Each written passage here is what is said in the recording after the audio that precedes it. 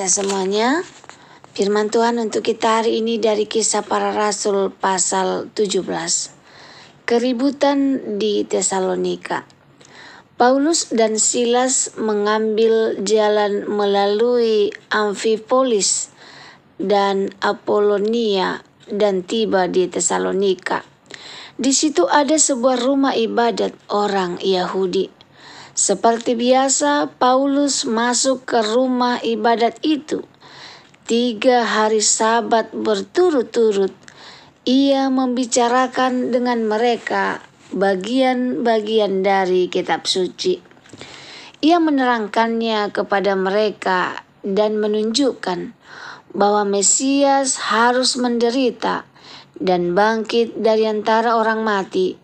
Lalu ia berkata, "Inilah Mesias, yaitu Yesus yang kuberitakan kepadamu."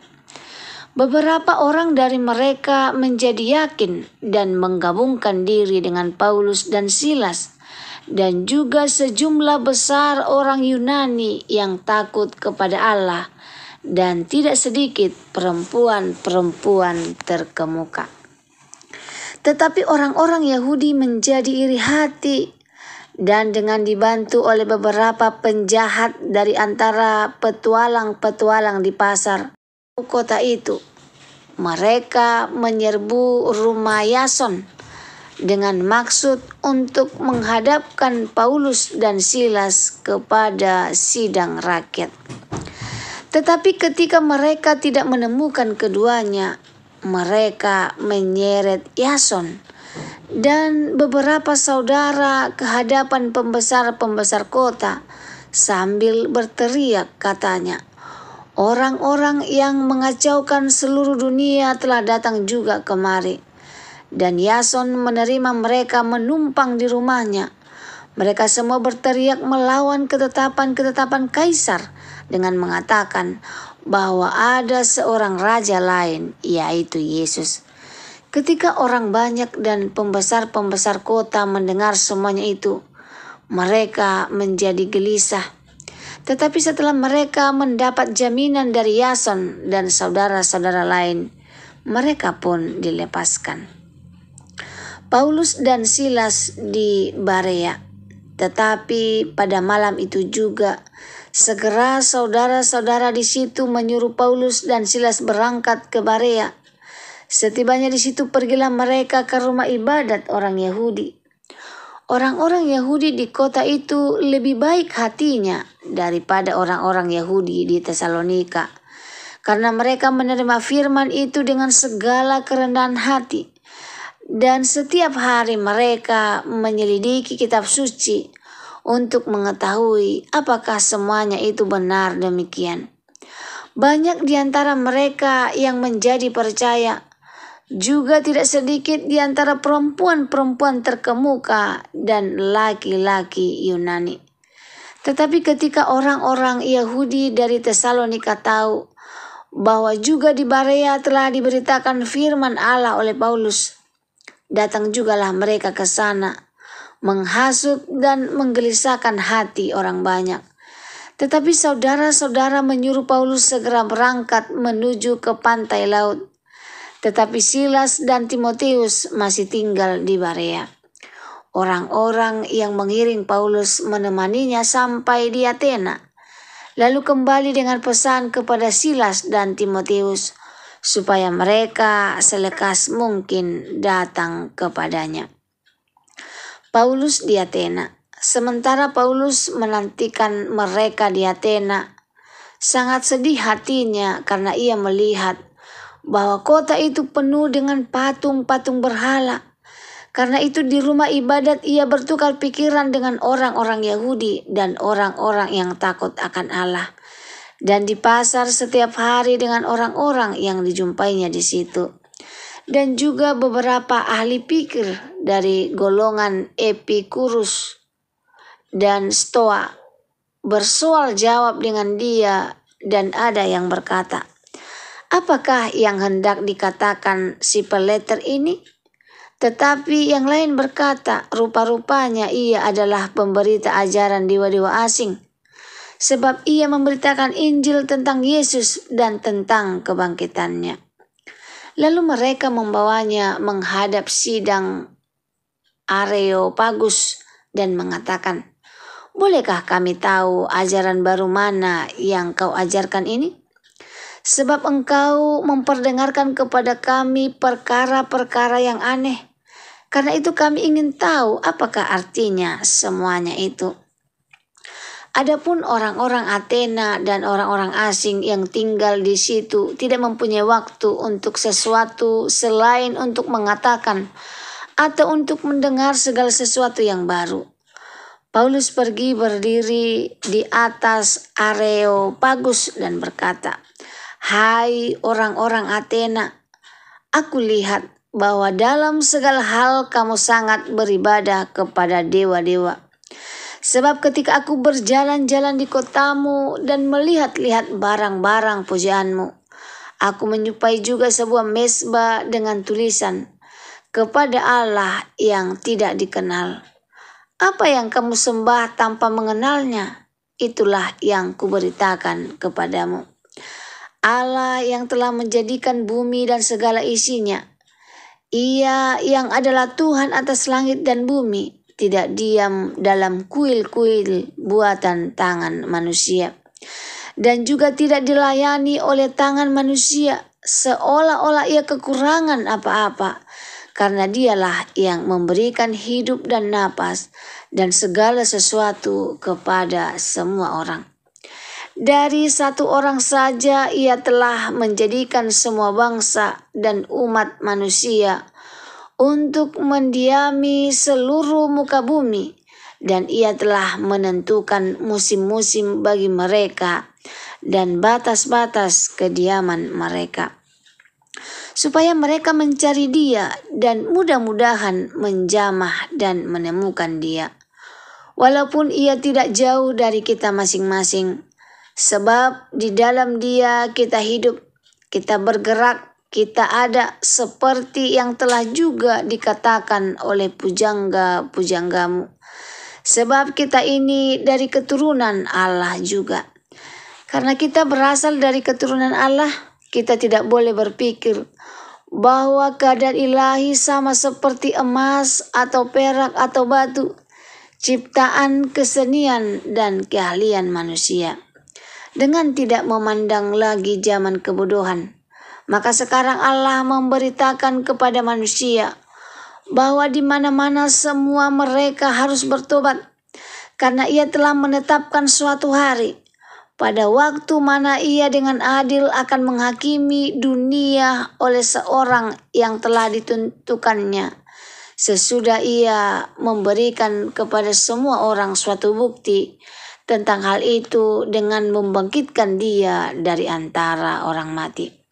Ketika mereka mendengar tentang kebangkitan orang mati, maka ada yang mengejek dan yang lain berkata, "Lain kali saja kami mendengar engkau berbicara tentang hal itu."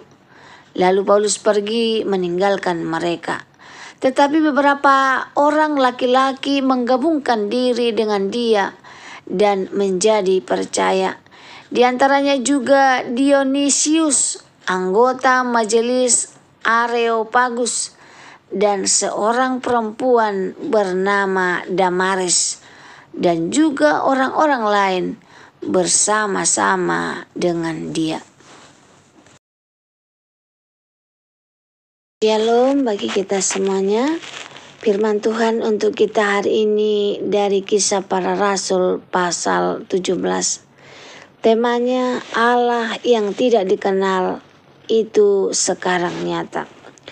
Saudara-saudara yang dikasihi Tuhan, seringkali manusia berusaha mencari kebenaran dan arti hidup melalui banyak jalan, pengetahuan, agama, bahkan berhala modern seperti harta, jabatan, dan popularitas.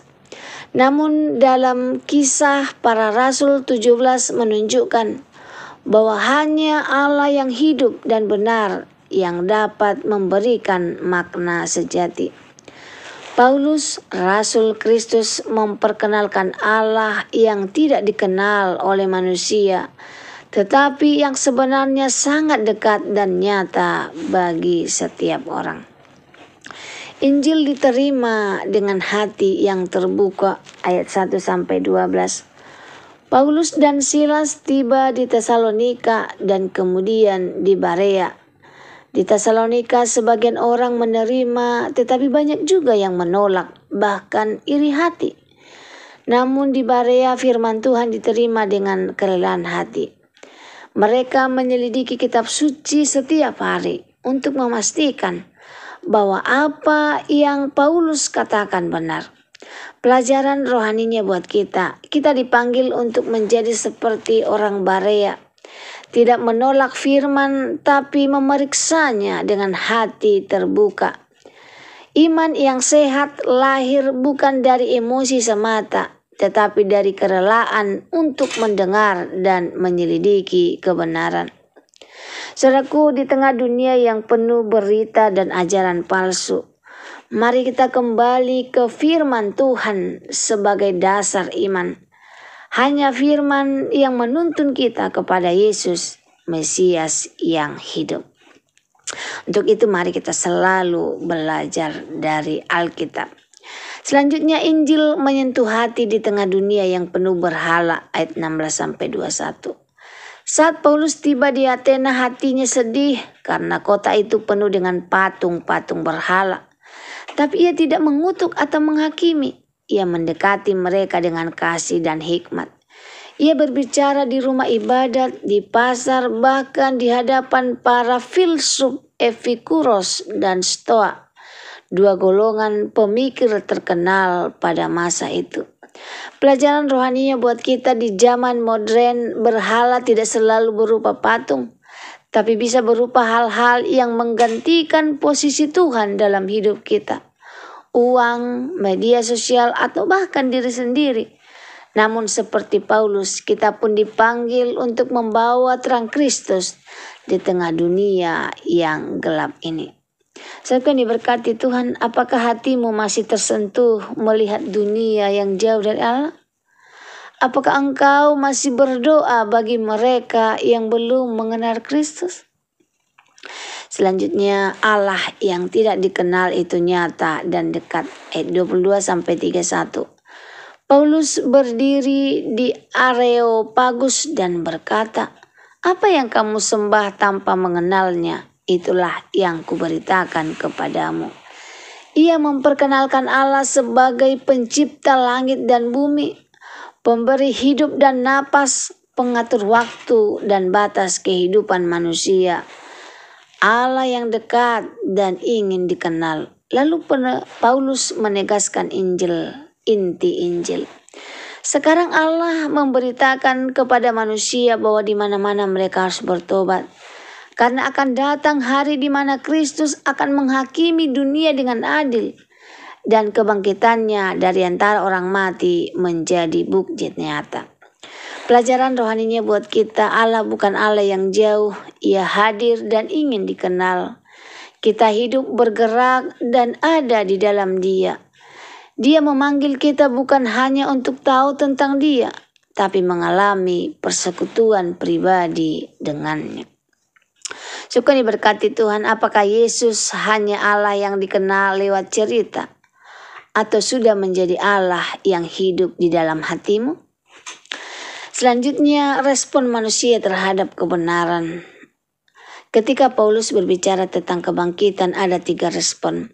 Ada yang mengejek, ada yang berkata lain kali saja, ada yang percaya seperti Dionysius dan Damaris. Pelajaran rohaninya buat kita, setiap kali Injil diberitakan pasti ada berbagai respon. Tapi Tuhan mencari orang yang mau percaya dan membuka hati. Jangan menjadi seperti orang yang menunda, karena kesempatan tidak selalu datang 2 kali. Hari ini adalah waktu anugerah. Kenalilah Allah yang dulu mungkin tidak kau kenali. Semoga diberkati Tuhan. Allah yang dulu tidak dikenal oleh dunia sekarang nyata di dalam Yesus Kristus. Dia hidup, Dia dekat dan mengasihi kita. Ia memanggil setiap orang untuk bertobat, mengenal dan hidup baginya. Semoga firman Tuhan hari ini menjadi berkat bagi kita. Terima kasih, Tuhan Yesus memberkati. Shalom.